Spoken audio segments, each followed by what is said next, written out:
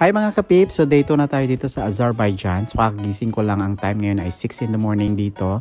At pupunta na kami sa pangalawa naming destination. So bago dyan, napagtanto ko bakit ganito ang bitay nila. O dediretso sa puwet ang putang ina. So outfit check muna tayo bago tayo bumaba. So ang package na to guys is kasama na ang free breakfast. So sulit na sulit siya. So ito ang breakfast nila. So kakain muna kami bago kami umalis.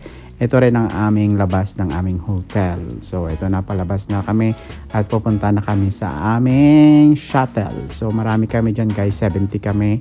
So ito na, pupuntahan naming area ay sa Shadag, Azerbaijan. So medyo malayo siya kasi 3 hours ang biyahe papunta doon. So dumaan muna kami, akala ko sa model ako ng Alpine, no?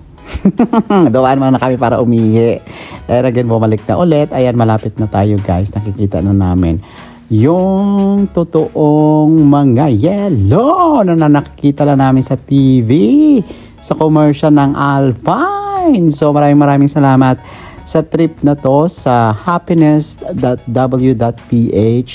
I-follow nyo sila sa Instagram. Ito na talaga na experience na namin ng totoong snow na nakikita lang namin dati sa mga pelikula. Ito na talaga guys, sulit na sulit ang 229 BD nyo.